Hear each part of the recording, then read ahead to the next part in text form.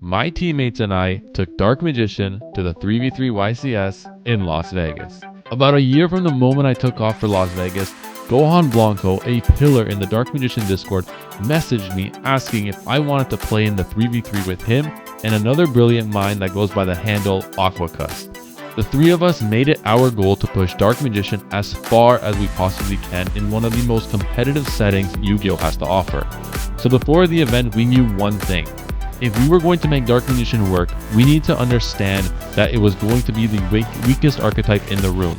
A format that is dominated by the likes of Draco Tail, Yummy, Mitsurugi, Striker, Radiant Typhoon, the whole 9 yards.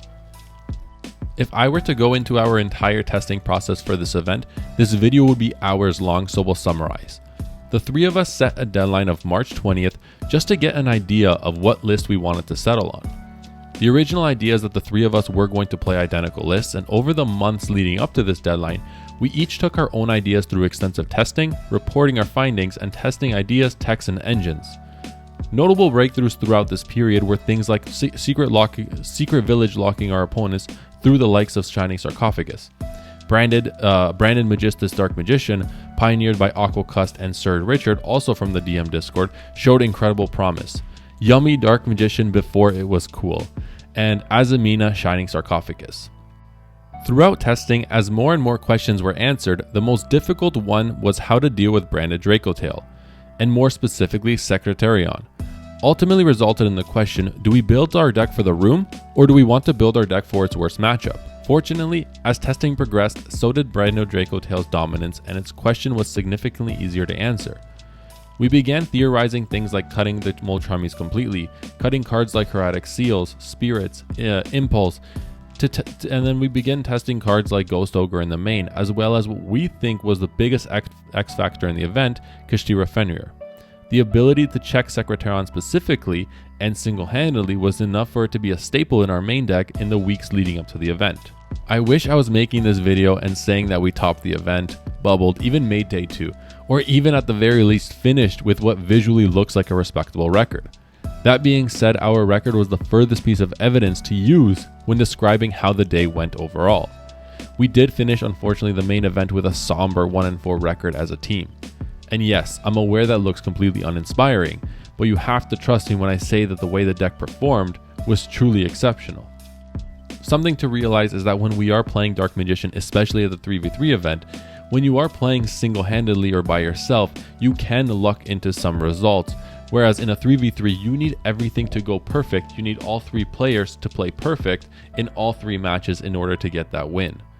In the first round of the day, I'll be the first to openly admit I let my teammates down. I got absolutely rolled by pure Yummy in game 1, not being able to break my opponent's board, and in game 2, unfortunately, I got hit with the ultimate 6-card combo of 4 hand traps and Marshmallow, which saw me swiftly bow out in round 1. Gohan Blanco did do his job and beat his opponent relatively comfortably, and although Aquacust, who was in a very commanding position to win his game 3, was faced with an opponent who took him down with him with a double loss for both teams. What should have been an XO start saw us down a round. Rounds 2, 3, and 5 went as neutral as they get. Every game of those 3 sets ended in either a 2-1 win or a 2-1 loss. One match was undecided, and it was mine in round 2. We played incredible players who unfortunately didn't allow me to finish my set despite me being in a winning position, as the other 2 matches were wrapped up relatively quickly. The most unfortunate part of the day was round 4, a round where we as a team comfortably beat our opponents only to be handed a double loss. My match was over rather quickly, with both Gohan Blanco and Aquacust completely dominating their respective matches. However, 2 very grindy game 3s saw our opponents unfortunately take advantage of taking us down with them and refused to scoop until the clock hit 0. What should have been a respectable X2 record heading into round 6 saw us eliminated from the event after 5 rounds because of 2 double losses that arguably would have been wins. But that's the game, and that's what we have to learn from and essentially grow with that experience. Before going into the deck profile where Aquacust, Gohan Blanco, and myself share our lists and why we played what we played, I do want to make a note that although the main event record doesn't look as appetizing, you have to keep in mind that we all are also responsible for our own records. And on that note, I do want to say that the deck performed exceptionally well. My personal record as far as the main event and side events are concerned is a 4-4 with 1 DNF. I do want to give my flowers to Gohan Blanco, who actually had a personal record of 7-4, taking account main events and side events throughout the weekend, and Aquacust, who had an unbelievable showing in the side events, as well as some really great moments throughout the main event. And it ultimately leads to the conclusion that when the deck plays, it's able to win games and keep up with the rest of the format, with the rest of the game, with the rest of the room. And I do want to say that I think we built a really great list for the event, and on any other given day, with a little bit more luck, who knows what could have happened. And despite what the main event record shows, I still strongly believe in this list. Day 2, what's the plan for today? We're gonna give away free pizza. You can't bring that kind of energy to a team event, bro. What? We're playing a team event? We were. No, I'm gonna win a giant card. Giant card, okay. Maybe not. Probably not. Or I'm gonna get my invite. I don't know. You put me on the spot, man. Let me write something down. You gotta improv it. You're a YouTuber. This is like the lifestyle content. You're just not prepared for the event, is what you're saying. No, I'm not prepared for the event. Don't listen to anything I said on my YouTube channel. This guy paid how much to come here? He's not ready? Okay. Well, that explains how day 1 went, huh? Day 1 went the way it went because your list is not very good. That's not what my Medify says. True. Subscribe to his Medify. Let's take it out, nothing. Editor, cut that out. What's coming up might be the longest deck profile ever recorded on YouTube. So please enjoy it. Treat it like a podcast. It's one of the most in-depth deck profiles. We go over everything as far as thoughts, concerns, theories, why we play what we play, and all that good stuff. So please enjoy. Listen to it like a podcast, and you won't be disappointed. So we start the deck profile with 1 copy of Dark Magician, 1 copy of Magician's Rod, Magician's Souls, and Illusion of Chaos. This is the Dark Magician engine as a monster count, and as our team name suggests, this is pure enough. And what I mean by that is the idea of the deck, and the more and more we tested the list, the more we realized we don't need access to any more than 1 copy of these cards. From a visual standpoint, yes, it doesn't seem like a lot, but these cards are incredibly accessible. We resolve Magician's Rod more than 1 time per game. Magician's Souls comes up 1 or 2 times a game as well. And Illusion of Chaos essentially grabs you access to all of these cards alongside of being able to bridge into the Shining Sark engine by means of searching the Shining Sark DM. So although this doesn't look very appealing from a pure Dark Magician standpoint, this is all you need. You're resolving these cards every single game. You're going into these cards every single game. Whether you're playing 3 Magician's Rod or 1 Magician's Rod, I could assure you that we're resolving these cards the exact same amount of times as somebody who's playing 3 copies of all of these. To round off the spells for the Dark Magician side of things, we are playing 2 copies of Gaze of Timaeus and 1 copy of Soul Servant, and I'll get into why this card is actually so incredible later on in the actual deck profile.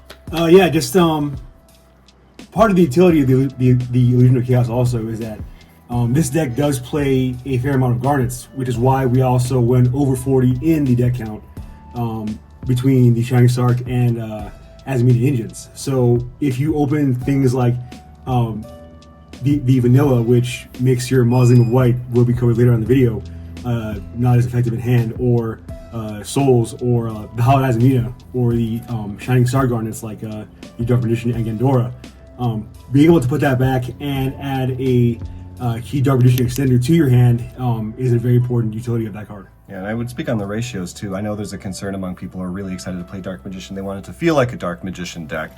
And so that's why traditionally you'd want to play 3 copies of this, 3 copies of this, 3 copies of this, because we're relying on 2 and 3 card combos to set up anything at all on the board that's meaningful. By building it this way and relying on other engines that get us into our Dark Magician of Destruction to grab these pieces that we need, we're seeing Rod every single game. But by himself, he's not doing a whole lot. You want to see Rod in conjunction with other cards in your hand. So comboing into the Rod not only makes more sense as far as having the best possible end board, but it means that I am seeing this when I want to see it, and only when I want to see it by running it at 1. Same thing with these 2 here. And the Dark Magician is relevant. Someone might be cynical and say, well, why do you even run this at all? The fact that this is Dark Magician in the deck and in the graveyard, and its name can't be changed or negated, is very relevant to maintaining access to your extra deck via Gaze in the late game. Because if you top deck something like Harad or you top deck a Gaze, and you've established this in the graveyard, even if you can't get to Dark Magician of Destruction, your fusions are still fully accessible. So it is necessary to run the vanilla Dark Magician, which, as a Dark Magician fan, feels great. I want to be able to run this card, and he does something in this deck. Following up to what Aqua said, Illusion of Chaos is so key because there are so many game states where I open a Hollowed Azamina, or I open a Gandora, or the Shining Sark DM without access of actually utilizing them. So there are so many game states where in order to fix the Garnet problem in my hand, my Dark Magician of Destruction is searching Illusion of Chaos for that exact reason. So normally I'm speedrunning Dark Magician of Destruction to grab into Gaze of Timaeus or Magician's Rod, Souls, etc. There have been many game states, not necessarily throughout the event, but through testing, where my DMod is searching me Illusion of Chaos in order to fix my hand, which I think Illusion of Chaos is fantastic for that reason. So finishing off the pure enough side of the engine, the first sub engine we are running is the Shining Sark engine, where we're playing 3 copies of your Shining Sark DMG. This card is truly remarkable. 1 copy of Gandora, the Dragon of Destruction. Before going on any further, ladies and gentlemen, MVP of the weekend. Can we agree? Oh yeah, this card came up. I resolved his effect to destroy the field twice in one game. It's been sensational. Yeah, the card is unbelievable. This is a combo facilitator. It's a board breaker. It's a win condition. Everything. The Shining Sark engine was actually a late addition to the original theory that we had. If you've watched my channel for a very long time, we really focused on the Azamina side of things, heavily very early into testing, because we thought the Shining Sark engine lacked the ability to establish a board by itself while going into Dark Magician of Destruction. So that's why we played Azamina. And the one problem we found was that the Azamina engine wasn't that great into breaking specific boards, especially in the current format. And Shining Sark having the ability to play a card like Gandora G, to nuke the board, to push for potential win conditions, is truly remarkable. And paired with, I think, my least favorite card in the deck, the Shining Sark Dark Magician. I don't like it. Both Gohan and Aqua swear by it. These 2 cards in combination with each other, they play through Droll, they play around Ash Blossom, well, not Ash Blossom, but they play around Droll and Lockbird, they play through the Charmies fairly comfortably. So it all kind of builds up into this resilient strategy while applying an unbelievable amount of pressure. And before we go into, I'll run off the spell and trap card stuff for the Shining Sark stuff relatively quickly here. So we do play 3 copies of Shining Sarcophagus, 3 copies of Future Silence, and that's our Shining Sark engine for these. Pretty much the theory is to just up the number of starters, up the number of plays we're able to make, and to round off everything, I did want to say a very important piece of Soul Servant. Even though I hate this card, and even though many people will tell you, hey, don't play Soul Servant, the draw 2 never comes up, guys, I was pot agreeing all weekend. Yeah, absolutely. And the key thing about Soul Servant is that people don't often know how to interact with it because they are so focused on DMod as your choke point. So you definitely want to sequence your plays in such a way where you're getting maximum value off of your combo pieces. Yeah, and I would say to people who think that the draw 2 is win more or whatever, in a 50 card list where you're trying to deep draw into other engine and bridge into other non-engine, drawing 2, so many times this weekend I started out with Sark, drew 2 and grabbed a Diabelstar that way, grabbed a Wanted that way, which is great. And Soul Servant being able to stack Dark Magician Girl means you can bridge from this. So this has that much more value because of this. And the DM, besides giving you the draw 2, turns the Shining Sarcophagus into the only true 1-card starter in the deck. It has 18 starters in the forms of things like Wanted and Future Silence, but they're all 1.5 because they require a discard or a tribute to actually do what they need to do. If you're running this is a true 1-card starter that gets you nearly your full board. So the idea was, if we have to be playing things like Garnets in the deck, you might as well be getting the absolute maximum possible value out of them, which is why you run things like the Gandor and the DM together, why you run all of your starters at 3 and so on.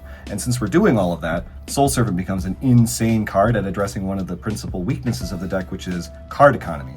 So anything that we can do to make sure that we are replenishing what we have to throw away to get going, if we can go plus instead of just going deeply minus to play, really important, and Soul Serpent plays that role in the deck. Following up, the next engine is probably the one that needs the least amount of explaining, because if you're watching this, you know how familiar I am with this engine and how insane this is in combination with Dark Magician of Destruction. The Azamina stuff needs no introduction. Everything I want to say positively about this engine is remarkable. Diabelstar as a starter, Wanted as a starter, Deception as a starter is truly remarkable. We essentially, if you see the engine side of things, yes, this is a deck above 40 to fit all the rest of the non-engine. But if you just visually look at this, there are an infinite amount of starters. We're opening 2 to 3 starters alongside of 2 to 3 hand traps every single game. Yes, the more than 40 is relatively unconventional, but when you have garnets like the Dark Magician, like the Shining Sark one, Gandora, Hollowed Azamina, which is, I think, the worst card in the deck. But when you have all of these garnets, seeing them less in a 50 card list is incredibly important. On top of that, a lot of people swear by 1 copy of Deception. Deception being a 1-card starter that gets you into Sylvia and D-Mod on top of an IP is remarkable in its own way. So it's kind of like all of these cards, they can facilitate our dream end board by themselves, on top of being able to apply pressure, being able to be used as free extension, and so on and so forth. Everything here is the recipe of a good Yu-Gi-Oh deck. On top of that, something I do want to make a note of is Diabelstar. Even though it's an incredible starter, there have been games where we combo, there will be lines that I will showcase later on, where we combo into Diabelstar after everything is already established. Diabelstar is probably the best discard off Red Eyes Dark Dragoon. And the reason why it's the best discard off Red Eyes Dark Dragoon is because it replaces the body on field. It can replace Mausoleum with itself, setting up follow-up, setting up follow-up, setting up more pressure for your opponent to deal with. On top of that, if our Dragoon is getting banished, this is just a free way to get Dragoon back into the graveyard for you to be able to recycle it again. In addition to that, this being an incredible revive off Master of Chaos to extend your plays further. So there have been games where I'm sending this off Magician Souls and then reviving it with Master of Chaos or Celine after I've already established my combo through the Shining Sark stuff to revive this card to set a Deception, and then I have now my bridge into the Azamina side and continue pushing through my opponent's board that way, or continue establishing my board after various layers of interruption. The next 2 cards in this deck profile, we are looking at the 1 copy of Secret Village of the Spellcasters and 1 copy of Mausoleum of White. These are the day ruiners. These are the people think this is a sack fest. I saw so many people's eyebrows raise, eyes pop out of their heads because of playing this in the main deck. In testing, especially for anyone that's in the Dark Magician Discord server, there's been a lot of discussion and debate about how viable it is to combo into Secret Village as a win condition. I've taken a lot of constructive feedback from people who think that it's impractical, that it looks really cool when you're doing test hands, but it's never going to resolve in real games. I comboed into this all weekend. Main event, side event, people don't understand that Spirit with Eyes of Blue is the point at which they lose the game and they let it resolve. No one ever interacted with it. Nobody ever dealt with Mausoleum, and by the time you get to AFD, it's too late. I had one guy look at my board full of spellcasters. I resolve AFD, pop the Mausoleum. I'm digging through my deck for my search target, and it clicks, and he's like, you win off of that. You win off of that. He went crazy.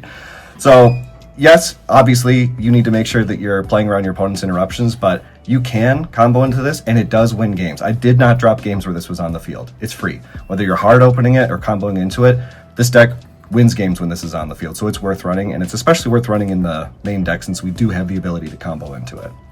Especially in a format where Sky Striker, Mitsurugi, and Rain Typhoon are very popular decks currently, as well as things like Lunalight and Iniacraft on like the rogue level. Being able to combo into, quite frankly, an Oppressive Floodgate is extremely valuable for a rogue deck to have. Mm-hmm. And a note, just an example throughout my personal experience throughout the weekend, there was a game in the regional flight that we did end up dropping round 2 or 3 of the regional flight, I don't remember, where I had a really weak line to Secret Village. My opponent was on Sky Striker Mitsurugi, and I didn't know, this is a blind game one. I had aligned to a very weak village line where I would have ended on something like just Shining Sark DMG and Secret Village. Or I had the line that gets you into Dragoon IP, which is double Goon. My opponent opened 6 spells. And I chose I gambled on the wrong line because I thought the double Goon was a little more flexible and a stronger end board for that specific matchup. It turns out that there are decks and situations where a village plus a spellcaster can win you the game, and it's just so important why these cards are so in the main deck. Even just drawing this card at 1, like we mentioned prior, the synergy this deck has with Soul Servant. When you're deep drawing into your deck, there has been games where I'm drawing 2 and I draw a Secret Village, and now my entire line that was leading up to comboing the Secret Village no longer is mandatory, and I just use that extension elsewhere. I set up an IP with an SP rather than an AFD, hypothetically, right? So Secret Village is absolutely broken. There have been arguments for playing something like Magician of Chaos. Every time I replay the games we played, Magician of Chaos Max doesn't win the games that I would have won if I had Village instead. I think it's important to explain too that this isn't being run just as like an auto win. Like in games like you described where they have 6 spells, obviously it is auto win in that case. But we're talking about playing in a format where the Following the Virtuous is so important. People are coming back and playing Super Poly's a breaker. We saw Dark Ruler No More seeing play. There's so many power spells to deal with the giant boards that are being put out by the combo decks. So your monster boards are very vulnerable to those unless you have this on the field. Now I know that my Dragoon is going to be able to do what it needs to do. My IP is not going to get sacked away by a Super Poly because this is here. So this facilitates the actual interactive gameplay that we want to have, so that we're not just skipping the game by having some power spell dropped on us. Incidentally, it does just win games for free too, which is a bonus, but not primarily why it's here. And one thing I also want to add about Village, there have been a lot of skeptics claiming Village is not the most optimal floodgate or win condition to play in this format because of decks like Draco Tail, Branded, Elf Note, and White Forest as well, being spellcaster decks. However, they're still cut off from being able to make key plays in the draw and standby phases, such as Following the Virtuous to break your board, or their own wanted to add their own Diabelstar, Azamina and Diabelstar as well, I forgot to mention. Or stuff like Brandon and High Spirits, Brandon Opening. Like, despite those decks running spellcasters in the deck, they cannot activate them until they have a spellcaster on the board. So, say you're against Draco Tail. If they want to activate their Following the Virtuous, Brandon Fusion, Rahu Draco Tail, or Ketu, they would have to normal summon their spellcaster, and they have to have it, mind you. They have to have it. And then they have to not play into your Dragoon, which has the ability to remove the body, and then activate their spells. And that's a really scuffed way to play into a board. So you can't just make a blanket statement that, these decks are on spellcasters, so the ability is not effective. No. It is far more practical than you would think. Mm-hmm. People typically build their deck with whatever engine they think is best, and then they slap in the non-engine that is best for the format. The reason why we're playing what we're playing is because the idea was initially that Dark Magician has a terrible matchup into some specific decks, and our non-engine reflects that. Hypothetically, Dark Magician, our specific list, for example, doesn't need too much help into something like a VSK9. I think we have a very comfortable matchup into that deck specifically, so our non-engine doesn't really reflect that. A deck that this list does struggle heavily against is Draco Tail, which is the most popular deck in the room. And for that, our non-engine reflects that. So we played 3 copies of Kashtira Fenrir, 3 copies of Ash Blossom, 3 copies of Ghost Spell. And this is the surprising addition to the list. We did play 2 copies of Ghost Ogre. We played 3 copies of Infinite Impermanence. And your final 3 copies of Molchami Fuolos. This was a last minute addition for a while. And this will be discussed prior to this section of the video. We actually, for a moment, decided not to play any of the Charmies at all. And there was a reason for that, and I hopefully explained that prior to this part of the video. And then we played the 1 Crossed Out, 1 Drone Lockbird, and the 1 Called by the Grave. Right, he's having me talk about the non-engine because he doesn't like it, so.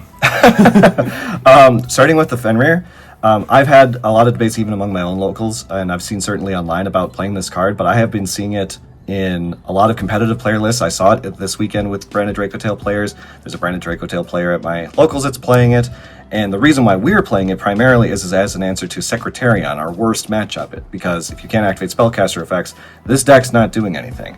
We're taking advantage of the fact that we get into our key playmakers outside of Chains activating. Diabelstar is a built-in summon from hand, same thing with Dark Magician Girl, and Dmod is a contact fusion.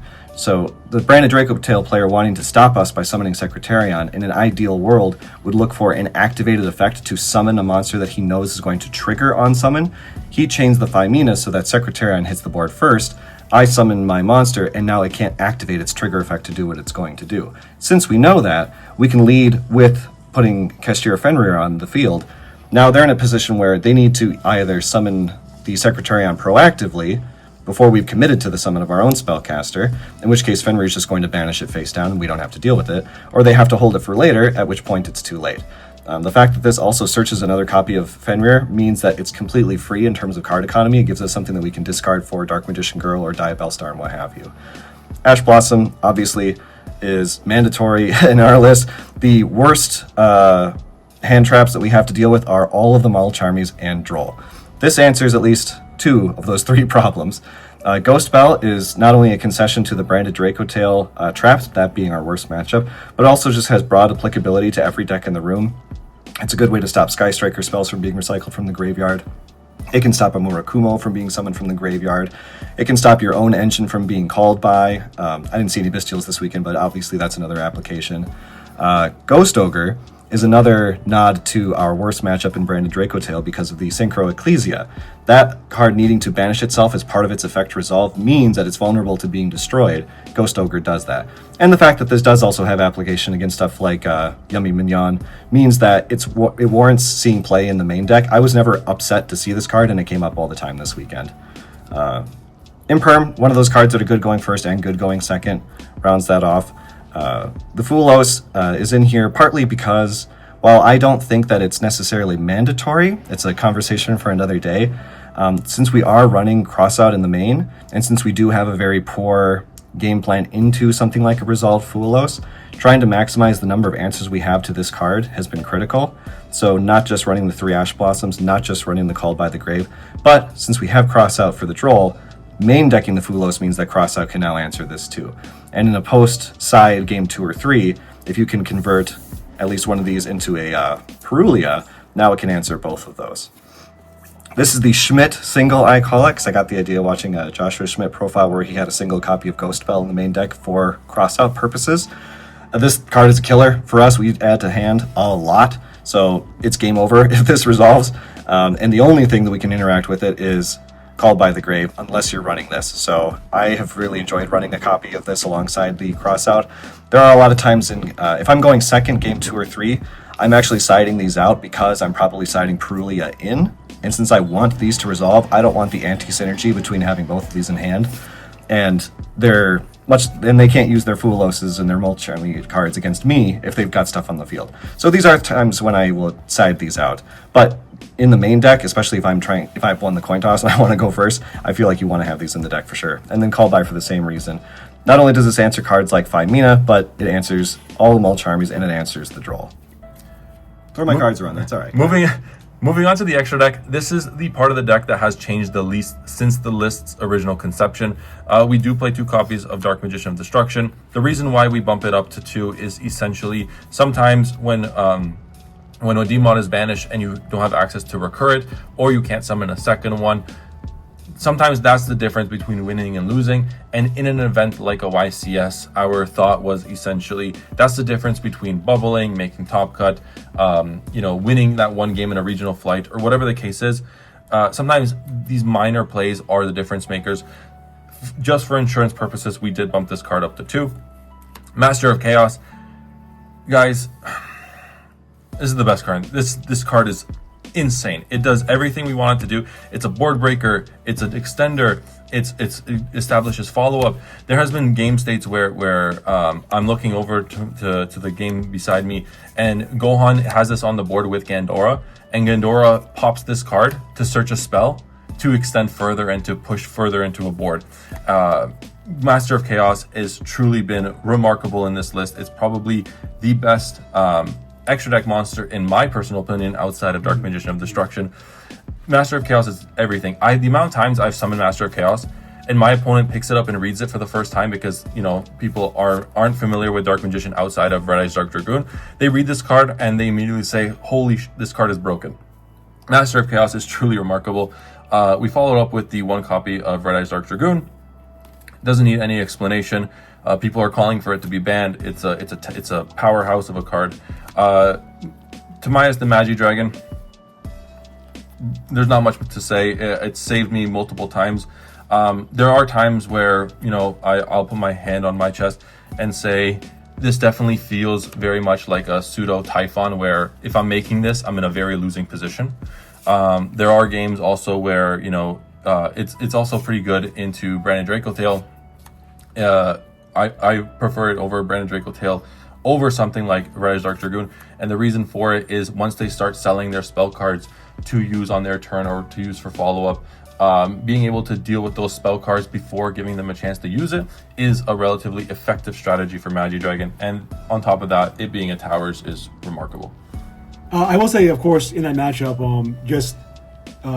you have to sort of read the game state because they can contact Use It Away with Albaz or Fawn of the White because they have access to Apollonatus.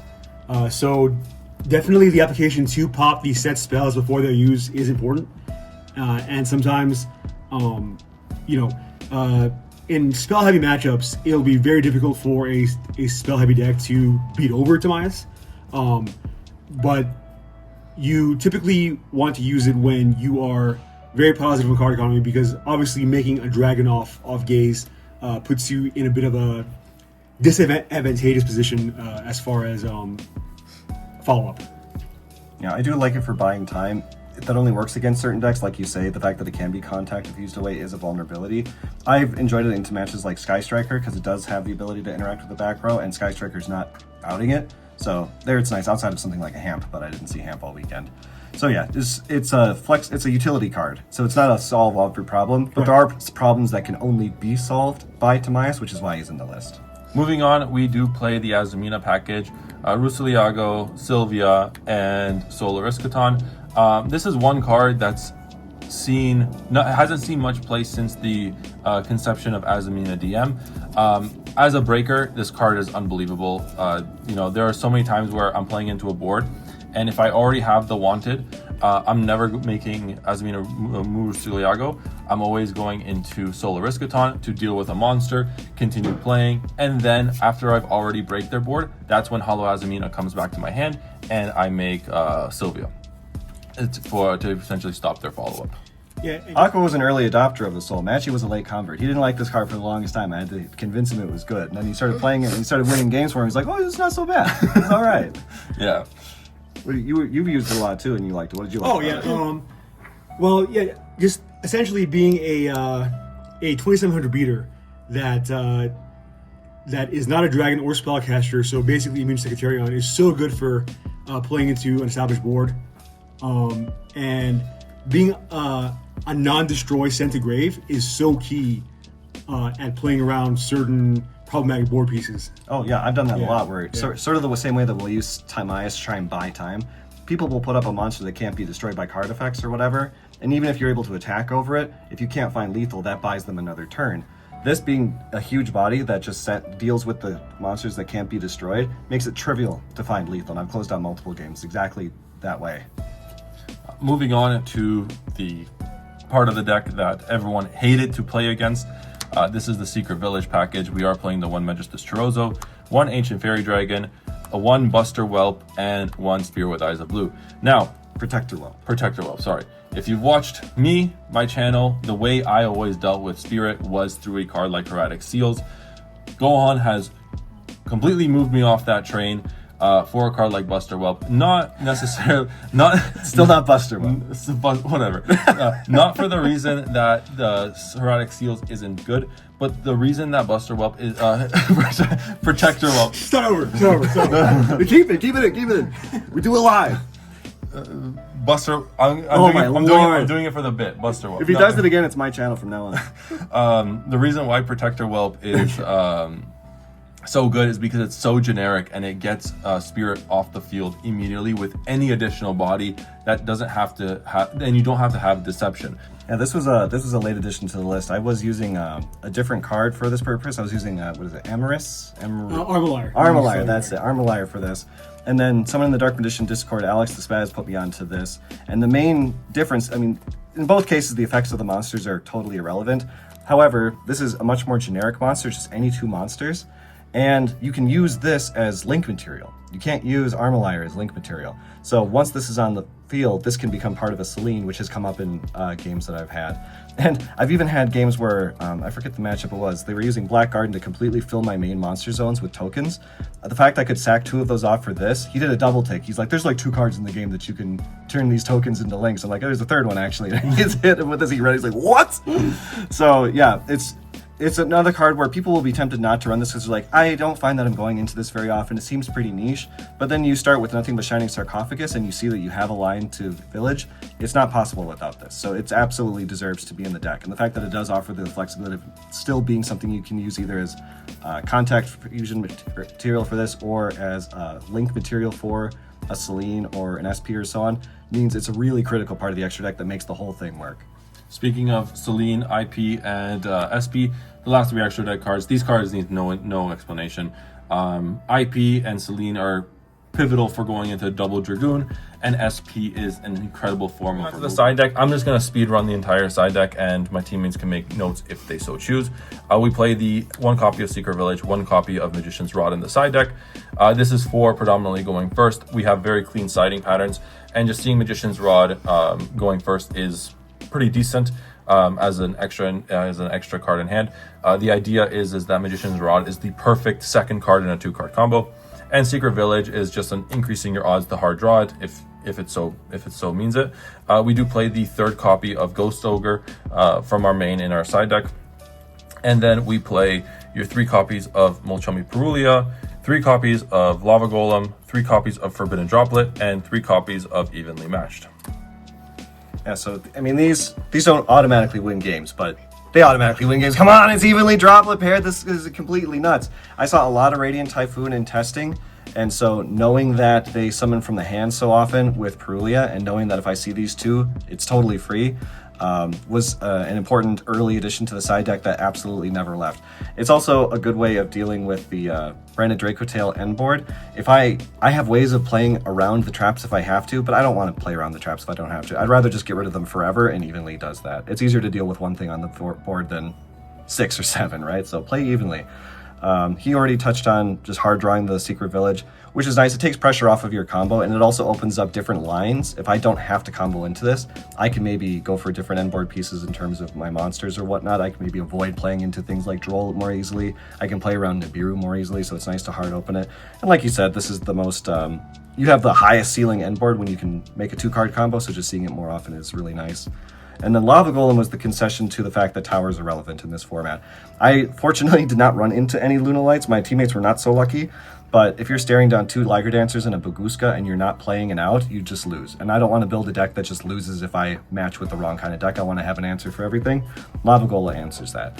There is some overlap between these 3, and so there was some discussion like, do we just run these 2, or do we just run these 2 or these 2?